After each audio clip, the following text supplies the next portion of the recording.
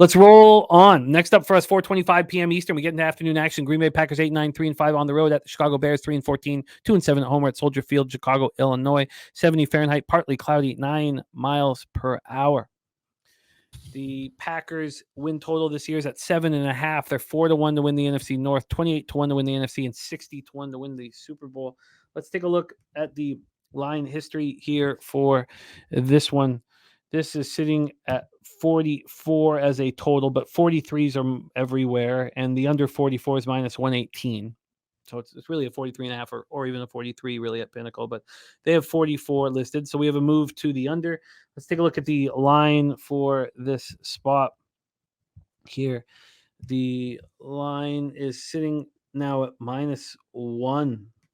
Wow. So now that opener at 2 was 2.5, excuse me, was -1. Wow. Yeah, it was actually juiced heavy towards the Bears. Interesting. So this went from 2.5 to 1 on August 30th, and that's where it's been, sitting at 1. So maybe it's a better thing to look at the money line instead. Maybe that will give us a better idea of what exactly is going on here. From a money, it's taking a second to load up. While that is loading, here we go. From a money line standpoint, we have Pinnacle hanging this at -113 for the Bears, and this opened up at -146. This is a big move to Green Bay. I didn't realize it was quite so big. Wow. That is bigger than I realized. From a total side of things, 47% of tickets, 66% of cash on the over, but it's moving towards the under. And then you have 53% of tickets and 78% of cash on the spread on the Packers. And then on the money line, you have 47% of tickets and 84% of the cash on the Packers. Wow. Well, let's talk about the Packers. Jordan Love era begins, and we really get an idea of what Matt LaFleur is made of. He has a very strong running back to fall back on, a running back duo, I should say, to fall back on there, and Jones and A.J. Dillon. He has this really, really young receiving crew. Only 3 receivers on the roster have ever played more than 1 NFL game. Christian Watson's played 14, Romeo Doubs 13, Samori Toure 11. They were all rookies last year. Jeff Cotton, 1 game, 0 catches for the Jags 2020. Bo Melton, 0 games. Packers were the second slowest team in the league in terms of pace of play. That is expected to continue with Love at quarterback. Defensive coordinator Joe Barry comes in for his 3rd season with a defense that's just gotten worse every year he's been there. They were abysmal last season stopping the run. I mean, it's so bad. They were 28th in yards per rush allowed.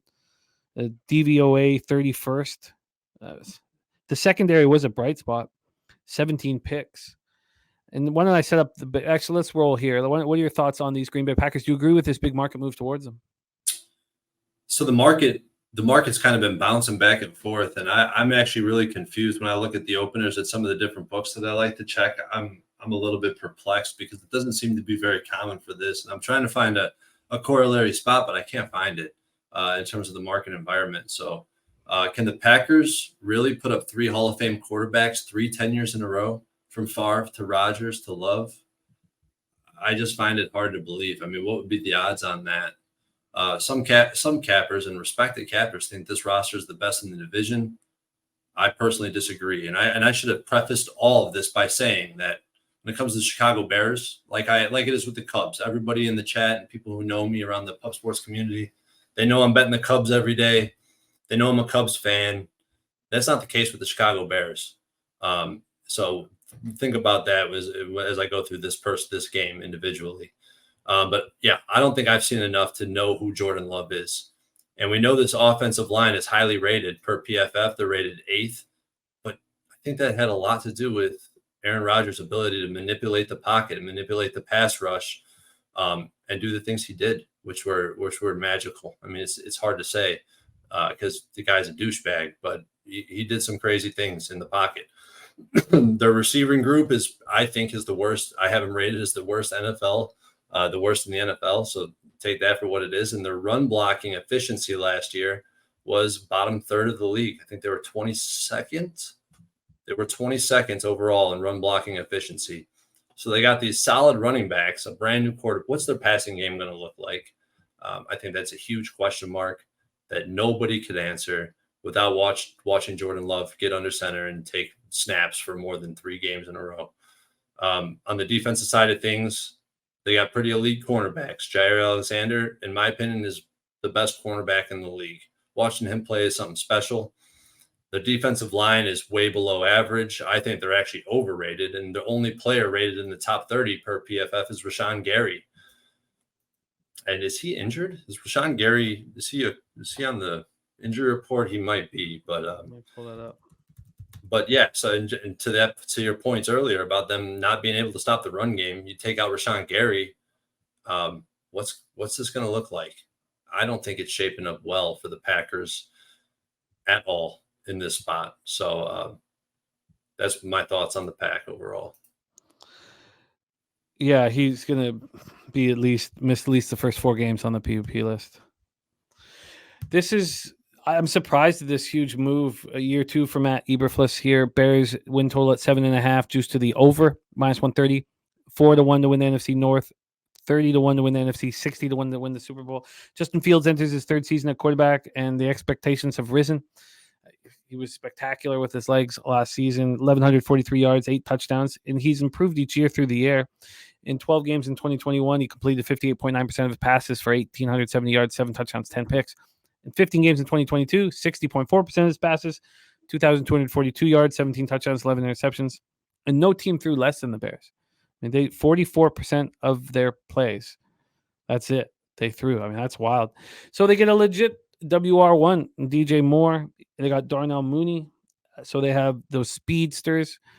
And then they have the big targets in Chase Claypool and Cole Kmet. Alan Williams enters his 2nd season as defensive coordinator, and this defense needs to improve fast. They were so bad against the run last year. Now they add TJ Edwards and Tremaine Edmonds. That will stop the bleeding. They add Yannick Ngakoue, 1 year, $10.5 million. They were atrocious through the air last year. They were last in the league DVOA against the pass. So can Eddie Jackson, show us what he used to do? I don't think he can. I mean, those all-pro days are behind him. But Jaquan Brisker is more than capable of being very, very good in this league. At corner, Jalen Johnson is in the contract year. We know that there's a lot of motivation. And then you have Tyreek Stevenson and Terrell Smith trying to get the job to be opposite him. And how can Kyler Gordon be any worse? I mean, I don't know if he could possibly be any worse. They're still putting him out there, so maybe they believe that he can step up, but he was god-awful. And they only got 20 sacks all year. I guess now I see it. Now that I'm starting to talk, now I see it. Now after digging deep, I guess I was just kind of blinded by the idea that the Packers were going to be bad, but now I get it. The Bears are going to be bad. The Packers are going to be bad, so take the dog, I guess. What do you think? I'm on the other side of this fence. Last year, I was fading the Bears quite a bit. And it came pretty evident pretty early in the season that they were intentionally trying to tank. And I remember betting against them last year when they played the Falcons. And you could witness what they were doing offensively. I mean, my biggest question mark around the Bears is 2 things. Can they stay healthy on the offensive line? And is Coach Eberflus the one? Can Coach Eberflus take this team into the next stage of, the progression that you'd hope a team like the Bears would see with Justin Fields in the 3rd year? We all know how important the 3rd year is for a quarterback trying to make a name for himself in the league. And I think with Justin Fields in particular, there's a wide range of outcomes this season, but I really do believe that he has elite upside. He can make the deep throws. The only issue with him is he holds onto the football too long. There's no doubt about it. He induces a lot of the sacks that are, then pushed onto the Chicago Bears because of his indecisiveness in the pocket. And in a 2-minute drill, I still would not want Justin Fields to be my quarterback. But at the same time, I mean, this roster in terms of year-over-year improvement got better. They acquired 5 players in the top 25 ratings in their position groups. We already talked about Tremaine Edmonds and TJ Edwards. Tremaine Edmonds was going to do a hell of a job helping the secondary out from a coverage standpoint. He's the number 1 rated coverage linebacker in the league. And TJ Edwards, he's power rated 6th at the linebacker position, and he's also a top 10 cover linebacker in the NFL. They added Nate Davis at guard. He ranked 17th at his position. Andrew Billings at D tackle, 16th at his position. DeMarcus Walker, 24th at his position. And Ngakwe, who I think is going to make us marginally better at the edge, on the edge. I think this is a team that has the most upside in the NFL this year in terms of where they finished at last year. And at the end of the day, I think they're going to be able to run the ball on the Packers. I think they're going to be able to stop the run that the Packers are going to, try to run the ball more this season, especially early with Love at quarterback. And all the money is on the Packers. And I think that's why the line is coming down. I mean, you see these lines in between these key numbers. It's not a big deal. There's really no correlation between the results and the line movement with these in between numbers, in between 1 and 3 and in between 4 and 7. And there's not that big of a sample outside of that from, what I've been able to log so far. So I'm not very scared of this line movement within this range. Now, if they flip from dogs to favorites, maybe I'll be a little concerned, but I'm already on the Bears. So I bet them to win the division at plus 430. I bet the Bears minus 2.5. So I got the shit end of the line. We talked about closing value, but under 1 score, it hasn't mattered this past year at the very least. So I'm on the Bears. Interesting. Yeah, initially I thought that I was interested in them as well. Now I hadn't dug deep, but when I started talking about it, I'd begun seeing. I want to watch this game. I'm concerned about. You know what, Jimmy? This is kind of making me think about the MLB market efficiency database and how these short home favorites, the line movement is counterintuitive. It's count. So if the line moves towards the home team, it really is favoring the away team. I call it the sharp trap. I know you've probably heard me in the chat talking about the sharp trap. Mm-hmm. I don't have a big enough sample in the NFL yet, but in this range, the market move has meant literally nothing. Oh, I love your growing database. It's going to be extremely useful for all of us, and love that you're building it.